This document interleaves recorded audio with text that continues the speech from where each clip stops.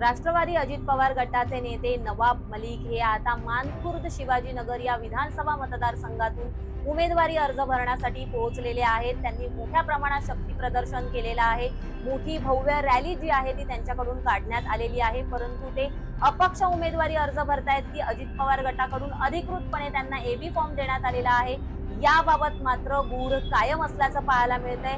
पत्रकारांनी अनेक प्रश्न जे आहेत ते नवाब मलिक यांना केले, परंतु अनेक प्रश्नांनंतरही नवाब मलिक यांनी मौन बाळगलेला आहे। अजित पवार गटाकडून अधिकृतपणे त्यांना एबी फॉर्म मिळाला की नाही यावर त्यांनी अजिबात भाष्य केलेलं नाहीये।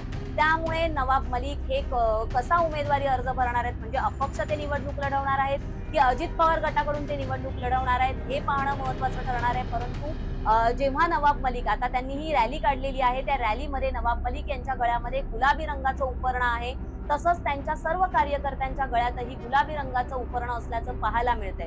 त्यामुळे कुठेतरी जे हा मतदारसंघ आहे शिवाजीनगर, इथून नवाब मलिक हे निवडणुकीच्या रिंगणात उतरणार हे मात्र निश्चित आहे। परंतु ते कोणत्या पक्षाकडून आपला उमेदवारी अर्ज भरतायत की अपक्ष ते निवडणूक लढवतायत हे मात्र अद्याप स्पष्ट झालेलं नाहीये।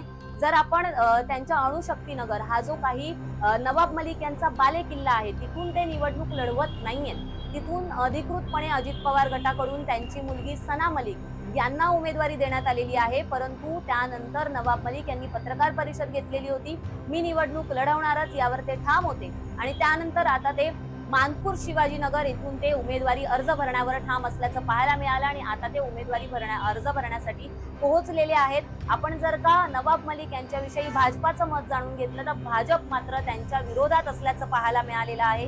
त्यांनी त्यांचा विरोध जो आहे तो अजूनही कायम ठेवलेला आहे। दाऊदच्या हस्तकांशी आर्थिक व्यवहार केल्याचा आरोप जो आहे तो नवाब मलिक यांच्यावर आहे, आणि त्यामुळेच आमचा त्यांना विरोध आहे अशी भूमिका जी आहे ती सातत्यानं भाजपाने घेतलेली आहे।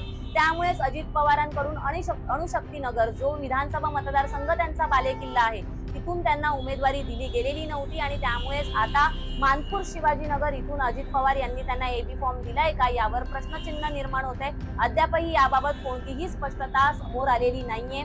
जेव्हा भाजपाचे आमदार प्रवीण दरेकर यांनी जेव्हा आपलं मत स्पष्ट केलं तेव्हा प्रतिक्रिया जेव्हा त्यांनी दिली तेव्हा त्यांनी हे स्पष्ट केलेलं आहे की नवाब मलिक यांना आजही आमचा विरोध आहे, परंतु त्यांना उमेदवारी द्यायची की नाही हा त्यांच्या पक्षाचा निर्णय आहे। पक्षश्रेष्ठी हे निर्णय घेत असतात, त्यामुळे अजित पवारांनी त्यांना हा एबी फॉर्म दिलाय की नाही यावर अद्यापही प्रश्नचिन्ह आहे, आणि ते अपक्ष निवडणूक लढवणार का याकडे सगळ्यांचं लक्ष लागलेलं आहे। आपण जर का मानखुर्द शिवाजीनगर या विधानसभा मतदारसंघाबद्दल जाणून घेतलं तर हा समाजवादी पार्टी जो पक्ष आहे त्याचा हा बालेकिल्ला राहिलेला आहे। 2009 पासून अबू आझमी जे आहेत ते इथून आमदार म्हणून निवडून आलेले आहेत, परंतु आता नवाब मलिक यांनी इथून आता उमेदवारी अर्ज दाखल केलेला आहे। त्यामुळे मुंबईमध्ये दोन बडे मुस्लिम नेते एकमेकांविरोधात लढणार हे आता निश्चित झालेलं आहे। 2009 पासून अबू आझमी यांनी जो काही गड हा जो मानखुर्द शिवाजीनगरचा राखून ठेवलेला आहे तो भेदण्यामध्ये नवाब मलिक यांना यश येतं का हे पाहावं लागणार आहे। परंतु असं जरी असलं तरी महायुतीमधून शिंदे गटाचे जे पाटील आहेत त्यांना उमेदवारी अर्ज देण्यात आलेला आहे, त्यामुळे कुठेतरी महायुतीमधूनच नवाब मलिक असतील आणि मग शिंदे गट याच्यामध्येच लढत होते का हे पाहावं लागणार आहे। आणि थोड्याच वेळामध्ये जेव्हा हा उमेदवारी अर्ज नवाब मलिक दाखल करतील त्यानंतर लगेचच ते पत्रकारांशी बोलणार असल्याचं त्यांनी सांगितलेलं आहे। त्यामुळे थोड्याच वेळामध्ये नवाब मलिक हे अपक्ष निवडणूक लढवणार आहेत की अजित पवार गटाकडून त्यांना एबी फॉर्म मिळालाय हे स्पष्ट होणारच आहे। पण तुर्तास तरी नवाब मलिक जे आहेत ते निवडणुकीच्या रिंगणात उतरलेले आहेत आणि ते निवडणूक लढवणार हे मात्र निश्चित आहे। अशाच प्रकारचे राजकीय विश्लेषणात्मक व्हिडिओ पाहण्यासाठी माय महानगरच्या फेसबुक, ट्विटर आणि इंस्टाग्राम पेजला फॉलो करा, आणि आमच्या YouTube चॅनलला सबस्क्राईब करायला विसरू नका।